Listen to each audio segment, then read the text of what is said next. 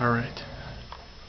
Greg has mastered a new part of the snore, previously undiscovered. I like to call it the wet explosion.